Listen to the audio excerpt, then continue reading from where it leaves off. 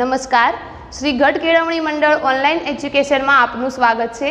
આજે આપણે જોઈશું ઉદાહરણ નંબર 4। તો એમાં પ્રશ્ન છે, બે બિંદુવત વિદ્યુતભારો વચ્ચેના સ્થિત વિદ્યુતબળ માટેનો કુલમ્બનો નિયમ। તો એ આપણે આગળની થિયરીમાં ભણી ચૂક્યા હતા કે કુલમ્બનો નિયમ, તો એનું સૂત્ર થશે F બરાબર K Q1 Q2/r²। કુલમ્બનો નિયમ છે, જેથી આપણે FC લઈએ। અને બે સ્થિર બિંદુવત દળો વચ્ચેનો ગુરુત્વ બળ માટેનો ન્યૂટનનો નિયમ।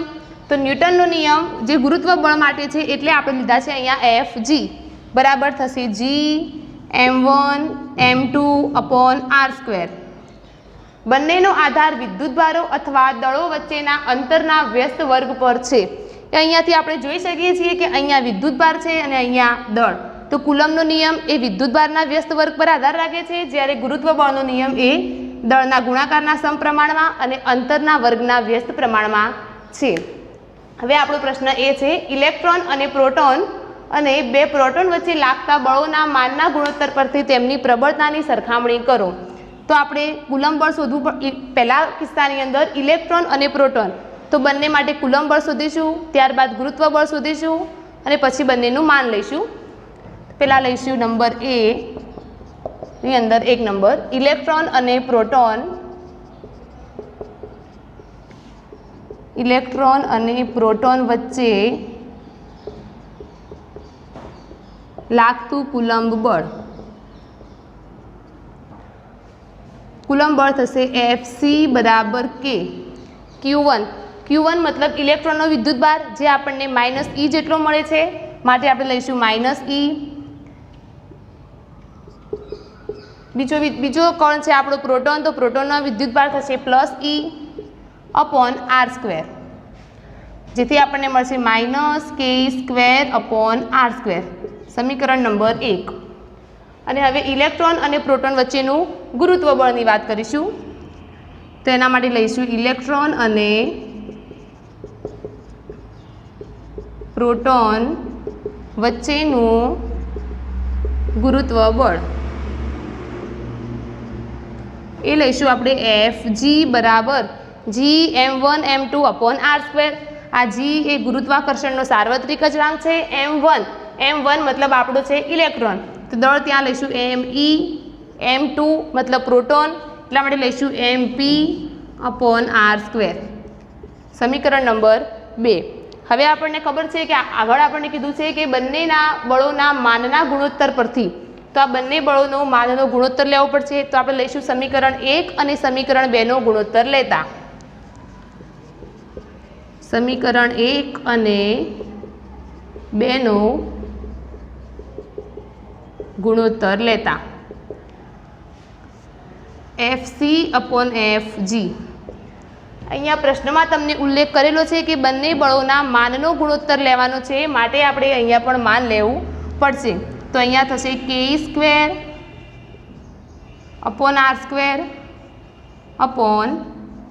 K²/r²/G me/mp/r², જેથી આપણને મળશે K²/G me/mp। હવે આપણે બધાની કિંમતો મૂકીએ।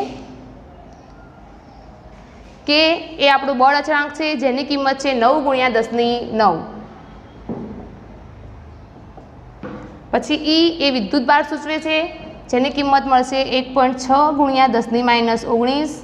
E² હોવાથી આ કિંમતનો પણ વર્ગ કરવો પડશે। આગળ G એ ગુરુત્વાકર્ષણનો સાર્વત્રિક અચળાંક છે, જેની કિંમત છે 6.67 × 10⁻11 ગુણ્યા me। ઇલેક્ટ્રોનનું દળ એ તમને પ્રશ્નમાં આપેલું છે 9.11 × 10⁻31 ગુણ્યા mp, જે પ્રોટોનનું દળ સૂચવે છે, અને એની કિંમત આપણને આપેલી છે 1.67 × 10⁻27, જેનો જવાબ તમને મળશે 2.27 × 10⁻39। આ મળ્યું આપણને FE/FC। આ એક ભાગની વાત થઈ ગઈ કે જ્યારે ઇલેક્ટ્રોન અને પ્રોટોન વચ્ચે, પ્રોટોનની વાત કરી। હવે બીજો ભાગ છે આપણો બે પ્રોટોન વચ્ચે લાગતા બળોના ગુણોત્તર પરથી પ્રબળતાની સરખામણી કરો। તો જુઓ, અહીંયા આપણે લખી શકીશું FE બરાબર 2.27 ગુણ્યા 10⁻39 ઇન્ટુ એફ જી। તો અહીંયા આપણે જોઈ શકીએ છીએ કે કુલમ બળ એ ગુરુત્વ બળ કરતાં પ્રબળ છે, કારણ કે કુલમ બળ એ ગુરુત્વ બળ કરતાં 2.27 ગુણ્યા 10⁻39 ગણું છે, જેથી આપણે કહી શકીએ કે કુલમ બળની કિંમત ગુરુત્વ બળ કરતાં વધારે મળે છે। માટે આપણે લઈશું કુલમ બળ એ ગુરુત્વ બળ કરતાં પ્રબળ છે। હવે અહીંયા આપણો પ્રશ્નનો એનો એક ભાગ પૂરો થયો। હવે બીજો ભાગ છે 2 પ્રોટોન વચ્ચે લાગતા બળ। માટે અહીંયા જે વસ્તુ આપણે ઇલેક્ટ્રોન અને પ્રોટોનની વાત કરી હતી એ જ વસ્તુ આપણે 2 પ્રોટોન માટેનું વિચારીશું। હવે આપણે વાત કરીશું 2 પ્રોટોન વચ્ચે લાગતું બળ। તો પહેલાં આપણે લઈશું 2 પ્રોટોન વચ્ચે લાગતું કુલમ બળ અને ત્યારબાદ લઈશું 2 પ્રોટોન વચ્ચે લાગતું ગુરુત્વ બળ। પહેલાં લઈએ 2 પ્રોટોન વચ્ચે લાગતું કુલંબ બળ। કુલંબ બળ થશે Fc બરાબર K Q1 Q2। તો અહીંયા બંને માટે વિદ્યુતભાર પ્રોટોનનો જ લેવાનો છે અને પ્રોટોનનો વિદ્યુતભાર ધન હોય, માટે મળશે આપણને E × E/r², જેથી મળશે Ke²/r²। આ કિંમત મળી આપણને કુલંબ બળની। હવે એ જ મુજબ આપણે ગુરુત્વ બળની વાત કરીશું। તો લઈએ 2 પ્રોટોન વચ્ચે લાગતું ગુરુત્વ બળ એ લઈશું Fg બરાબર G m1 m2। તો m1 મતલબ પ્રોટોન, બંને કણો અહીંયા પ્રોટોન છે, માટે આપણે બંને દળ પ્રોટોનના લઈશું mp/r², માટે મળશે G mp²/r²। સમીકરણ 3 અને આ સમીકરણ 4। અહીંયા પણ બંને બળોનું માન લેવાનું છે, એનો ગુણોત્તર લઈ અને પછી પ્રબળતાની ચકાસણી કરવાની છે। તો આપણે સમીકરણ 3 અને 4નો ગુણોત્તર લેતા સમીકરણ 3 અને 4નો ગુણોત્તર લેતા તો એ મળશે આપણને Fc/Fg બરાબર, જો અહીંયા બંનેમાંથી છેદમાંથી r² કેન્સલ થાય તો આપણને મળશે K²/G mp²। કિંમતો મૂકીએ। કેની કિંમત થશે 9 ગુણ્યા 10⁹ E મતલબ ઇલેક્ટ્રોનનો વિદ્યુતભાર 1.6 ગુણ્યા 10⁻19 એનો વર્ગ ભાગ્યા કેપિટલ Gની કિંમત થશે 6.67 ગુણ્યા 10⁻11 ઇન્ટુ mp, પ્રોટોનનું દળ છે 1.67 ગુણ્યા 10⁻27 અને એનો વર્ગ। તો એનો જવાબ આપણને મળશે 1.3 ગુણ્યા 10⁻36। આ પણ થયું Fc/Fg, માટે આપણે લઈ શકીએ Fc બરાબર 1.3 ગુણ્યા 10⁻36 ઇન્ટુ Fg। તો આ કિસ્સામાં પણ કુલંબ બળ એ ગુરુત્વ બળ કરતાં વધુ પ્રબળ છે, કારણ કે કુલંબ બળની કિંમત આપણને વધુ મળે છે। તો આપણે લઈશું કુલંબ બળ એ ગુરુત્વ બળ કરતાં વધુ પ્રબળ છે। હવે જુઓ અહીંયા આપણને જે પ્રશ્નમાં A અને B એમ 2 પ્રશ્નો પૂછ્યા હતા, A અને B, એમાં એમાં 2 ભાગ હતા, તો એ 2 ભાગનો જવાબ આપણે લાવ્યો। હવે આપણે બીની વાત કરીશું। હવે આપણે બી ભાગની વાત કરીએ તો એમાં પ્રશ્ન છે ઇલેક્ટ્રોન અને પ્રોટોન 1 એંગસ્ટ્રોમ દૂર હોય, મતલબ અહીં આપણને અંતર આપેલું છે, બંને વચ્ચેનું અંતર 1 એંગસ્ટ્રોમ હોય ત્યારે તેમના પરસ્પર આકર્ષણ બળથી, એટલે આપણે અહીંયા આકર્ષણ બળ શોધવું પડશે। આકર્ષણ બળથી ઉદ્ભવતા ઇલેક્ટ્રોન અને પ્રોટોનના પ્રવેગ શોધો। જો આપણી પાસે દળ છે, પ્રવેગ શોધવાના છે, તો આપણે પહેલાં બળ શોધવું પડશે, કારણ કે F બરાબર ma થાય એટલા માટે। તો પહેલાં આપણે લઈશું R બરાબર 1 એંગસ્ટ્રોમ। એંગસ્ટ્રોમને મીટરમાં ફેરવવા માટે 10⁻10 વડે ગુણવું પડે, તો લઈશું 1 ગુણ્યા 10⁻10 મીટર। હવે આપણે અહીંયા જોઈશું તો આપણને આપેલું છે કે ઇલેક્ટ્રોન અને પ્રોટોન 1 એંગસ્ટ્રોમ દૂર હોય ત્યારે બંને વચ્ચે આકર્ષણ બળ થાય, કેમ કે એક ઇલેક્ટ્રોન છે, બીજો પ્રોટોન છે, એકનો વિદ્યુતભાર ધન છે અને બીજાનો ઋણ છે, એટલા માટે બંને વચ્ચે આકર્ષણ બળ જોવા મળે છે. આપણે લઈશું ઇલેક્ટ્રોન અને પ્રોટોન વચ્ચે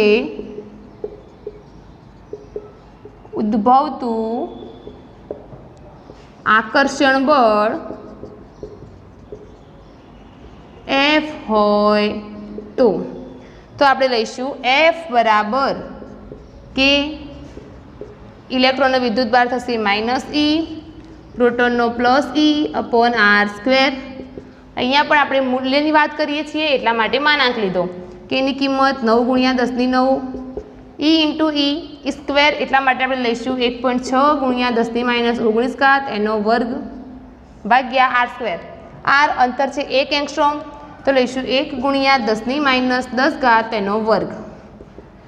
તો આપણને જવાબ મળશે 2.3 × 10⁻8 ન્યૂટન. આ આપણને બળ મળ્યું. હવે આપણે આ બળની મદદથી ઇલેક્ટ્રોન અને પ્રોટોનનો પ્રવેગ શોધવાનો છે. તો આપણને ખબર છે ન્યૂટનની ગતિના બીજા નિયમ મુજબ F બરાબર ma.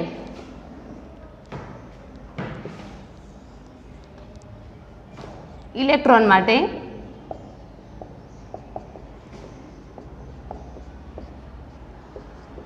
એમાં લઈશું ન્યૂટનની ગતિના બીજા નિયમ મુજબ F બરાબર ma. અહીંયા ઇલેક્ટ્રોનની વાત છે એટલા માટે દળ ઇલેક્ટ્રોનનું લઈશું અને પ્રવેગ આપણને ઇલેક્ટ્રોનનો મળશે. તો એ E બરાબર F અપોન me. Fની કિંમત છે 2.3 × 10⁻8 ભાગ્યા me. ઇલેક્ટ્રોનનું દળ છે 9.11 × 10⁻31. તો એનો જવાબ મળશે 0.25 × 10⁻23. 25 × 10⁻23 આ પ્રવેગ છે અને પ્રવેગનો એકમ થશે મીટર/સેકન્ડ². જેવું ઇલેક્ટ્રોન માટે કર્યું એ જ વસ્તુ આપણે પ્રોટોન માટે કરીશું. તો લઈએ પ્રોટોન માટે. તો એના માટે થશે F બરાબર ma. પ્રોટોન હોવાથી mp અને ap. તો લઈશું ap બરાબર F અપોન mp. F બળની કિંમત છે 2.3 × 10⁻8 ભાગ્યા mp. પ્રોટોનનું દળ છે 1.67 × 10⁻27. તો એનો જવાબ મળશે 1.4 × 10⁻19. 1.4 × 10⁻19. પ્રવેગનો એકમ થશે મીટર/સેકન્ડ². તો જુઓ અહીંયા આપણે જોઈ શકીએ છીએ કે આપણે ઇલેક્ટ્રોન અને પ્રોટોનનો પ્રવેગ શોધવાનો છે. તો જ્યારે આપણી પાસે બળની કિંમત હશે તો જ પ્રવેગ મળશે, કારણ કે F બરાબર ma થાય. એમની કિંમત તમને આપેલી છે એને શોધવાની છે. તો F આપણે શોધવા પડે. એટલા માટે પહેલાં આપણે ઇલેક્ટ્રોન અને પ્રોટોનના આકર્ષણ બળથી ઉદ્ભવતા બળનું મૂલ્ય શોધ્યું. ત્યારબાદ એ બળની કિંમતની મદદથી આપણે પ્રવેગની કિંમત શોધી. હવે આપણે જોઈશું ઉદાહરણ નંબર 5. તો એમાં પ્રશ્નમાં છે ધાતુના વિદ્યુતભારિત ગોળા એને નાયલોનની દોરી વડે લટકાવેલ છે. આકૃતિ A બાદ દર્શાવ્યા મુજબ અવાહક હાથા વડે પકડેલ બીજો વિદ્યુતભારિત ગોળો B એને એની નજીક એવી રીતે લાવવામાં આવે છે કે જેથી બંને વચ્ચેનું અંતર 10 સેન્ટીમીટર થાય. તો આપણે આકૃતિ A મુજબ આકૃતિ A, B અને આ C. તેમાં જુઓ પહેલાં એક ગોળો A હતો, બીજો ગોળો B. બંને વચ્ચેનું અંતર હતું 10 સેન્ટીમીટર. ત્યારબાદ જુઓ આગળ A અને B ગોળાઓને અનુક્રમે C અને D વિદ્યુતભારિત ગોળા સાથે આકૃતિ Bમાં દર્શાવ્યા મુજબ સ્પર્શ કરાવવામાં આવે છે. તો હવે એ ગોળા સાથે બીજો એક વિદ્યુતભાર છે કે જેનું પરિમાણ એ ગોળાના જેટલું જ છે, પરંતુ તે વિદ્યુતભાર રહિત છે. તો એવો ગોળો C ની નજીકમાં લાવવામાં આવે છે અને B ગોળાની નજીક D ગોળો લાવવામાં આવે છે. ત્યારબાદ C અને D ગોળાઓને દૂર કરી અને બંને વચ્ચેનું જે આપણા પ્રારંભના ગોળા હતા ગોળો A અને B બંને વચ્ચેનું અંતર 10 સેન્ટીમીટરથી ઘટાડીને 5 સેન્ટીમીટર કરવામાં આવે છે. તો આપણને એવું કીધેલું છે કે આ છેલ્લા કિસ્સામાં આપણને કેટલું બળ મળશે. તો આપણે બળની કિંમત શોધવાની છે. તો હવે આપણે આ જોઈ શકીશું કે પહેલાં આકૃતિ એ મુજબ તેમાં આપણને અત્યારે વિદ્યુતભારનો કોઈ ઉલ્લેખ નથી, તો એ આપણે ધારવો પડશે. ધારો કે ગોળા A પરનો વિદ્યુતભાર કેપિટલ Q અને બી પરનો વિદ્યુતભાર સ્મોલ ક્યુ છે તો એની મદદથી આપણને બળ મળશે F બરાબર K. Q1 મતલબ ગોળા એ પરનો વિદ્યુતભાર જે છે કેપિટલ Q જેટલો, Q2 એટલે કે ગોળા બી પરનો વિદ્યુતભાર જે આપણે ધાર્યો છે સ્મોલ Q. બંને વચ્ચેનું અંતર તો અંતર છે 10 સેન્ટીમીટર તો એ અહીંયા આપણે લઈશું અહીંયા 10નો વર્ગ તો મળશે કે Q/100 સમીકરણ નંબર 1. હવે જુઓ આકૃતિ બીમાં દર્શાવ્યા મુજબ તો એ ગોળાને એના જેવો જ પરંતુ વિદ્યુતભાર રહિત એવા સી ગોળા સાથે સંપર્ક કરાવવામાં આવે છે. તો હવે અહીંયા વિદ્યુતભારની વહેંચણી થશે તો હવે એ ગોળા પરનો વિદ્યુતભાર એ અને સી ગોળા પરનો વિદ્યુતભાર તો જુઓ એ ગોળાનો વિદ્યુતભાર છે કેપિટલ ક્યુ, સીનો વિદ્યુતભાર 0/2 બરાબર કેપિટલ Q/2. એ જ રીતે આપણે લઈશું બી અને ડી ગોળા પરનો વિદ્યુતભાર તો લઈએ બી અને ડી ગોળા પરનો વિદ્યુતભાર તો એમાં બી ગોળા પરનો વિદ્યુતભાર છે સ્મોલ ક્યુ પ્લસ 0/2 બરાબર Q/2. તો હવે આપણને નવા વિદ્યુતભાર મળ્યા. હવે જ્યારે બી અને સી અને ડી ગોળાઓને દૂર કરવામાં આવે છે અને એ અને બી ગોળા જ આપણી પાસે વધેલા છે બે તો એમાં એ પરનો વિદ્યુતભાર થશે કેપિટલ Q/2 અને બી પરનો વિદ્યુતભાર થશે સ્મોલ Q/2. અને તમને પ્રશ્નમાં કીધેલું છે કે બી ને એની નજીક તેમના કેન્દ્રો વચ્ચેનું અંતર 5 સેન્ટીમીટર થાય એ રીતે લાવવામાં આવે છે. એટલે હવે અહીંયા આપણે આ કિસ્સામાં અંતર થયું આપણું 5 સેમી. તો હવે આપણે બળ શોધીશું તો બળ F ડેશ બરાબર કે Q1 મતલબ એ ગોળા પરનો વિદ્યુતભાર એ છે Q/2 જેટલો, Q2 એટલે બી ગોળા પરનો વિદ્યુતભાર જે આપણને મળે છે સ્મોલ Q/2. અંતરનો વર્ગ મતલબ 5નો વર્ગ તો મળશે કે Q/4 × 25 બરાબર કે Q/100 સમીકરણ નંબર 2. તો આપણે સમીકરણ 1 અને 2 ઉપરથી એવું કહી શકીએ કે જ્યારે કોઈ પણ બે ગોળાને બીજા એના વિદ્યુતભાર રહિત ગોળા સાથે સંપર્ક કરાવવામાં આવે અને એમનું અંતર પ્રારંભમાં હતું એના કરતાં અડધું કરાવવામાં આવે તો પણ બંને વચ્ચેનું બળ સમાન મળે છે. માટે અહીંયા આપણે લખી શકીશું કે એ અને બી ગોળા પર પહેલાં જેટલું જ બળ લાગશે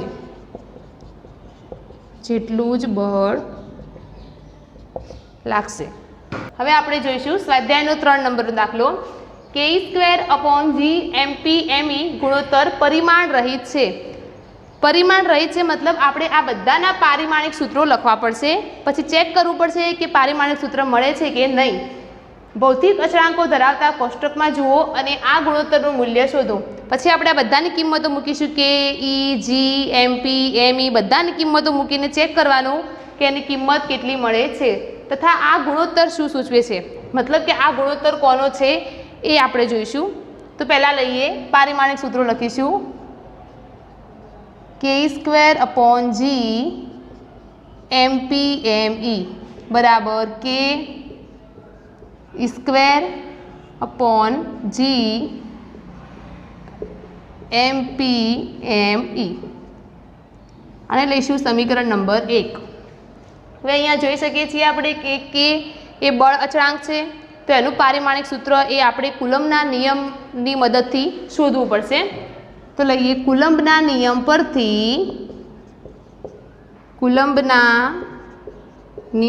પરથી F બરાબર K/Q²/R².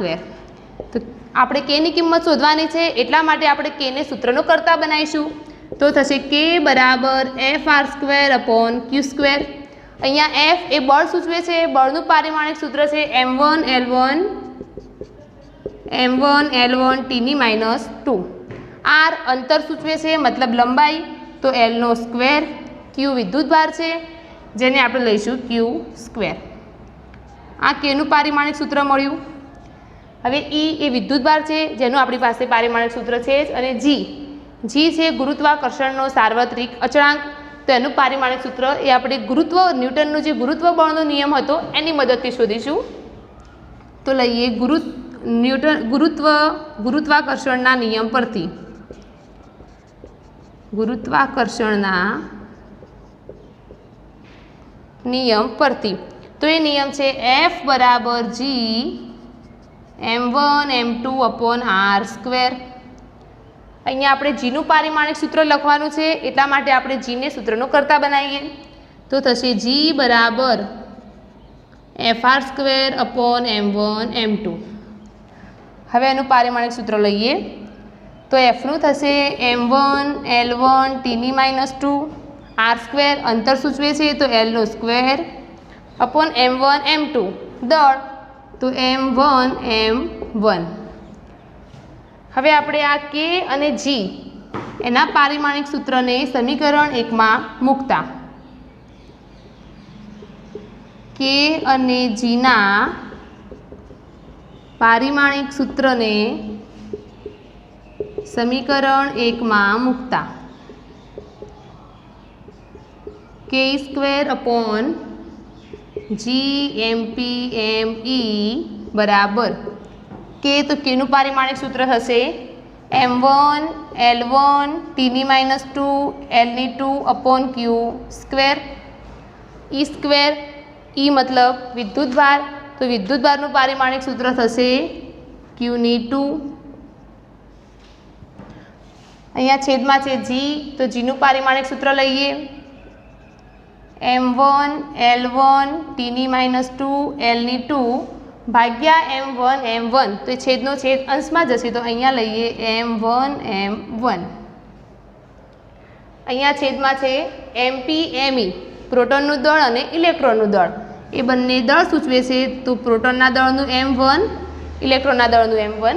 હવે અહીંયા જોઈએ તો m1 l1 t-2 l2 q² m1 m1 cancel તો આપણને પારિમાણિક સૂત્ર મળશે m0 l0 t0 q0. તો જુઓ આપણને પ્રશ્નમાં કીધું છે k² અપોન GMPME ગુણોત્તર પરિમાણ રહિત છે એવું ચકાસવાનું છે જે આપણને મળી જાય છે કે આ ગુણોત્તર પરિમાણ રહિત છે. ગુણોત્તર પરિમાણ રહિત છે. હવે આગળ આ ગુણોત્તરનું મૂલ્ય શોધો. હવે આપણે આ ગુણોત્તરનું મૂલ્ય શોધવાનું છે તો લઈશું k² અપોન GMPME.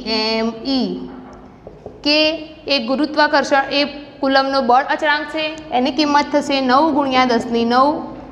એ વિદ્યુતભાર સૂચવે છે તો એની કિંમત થશે 1.6 × 10⁻19 એનો વર્ગ ભાગ્યા જી એ ગુરુત્વાકર્ષણનો સાર્વત્રિક અચળાંક છે જેની કિંમત થશે 6.67 × 10⁻11 mp પ્રોટોનનું દળ એ છે 9.1 × 10⁻31 અને ઇલેક્ટ્રોનનું દળ થશે 1.67 × 10⁻27.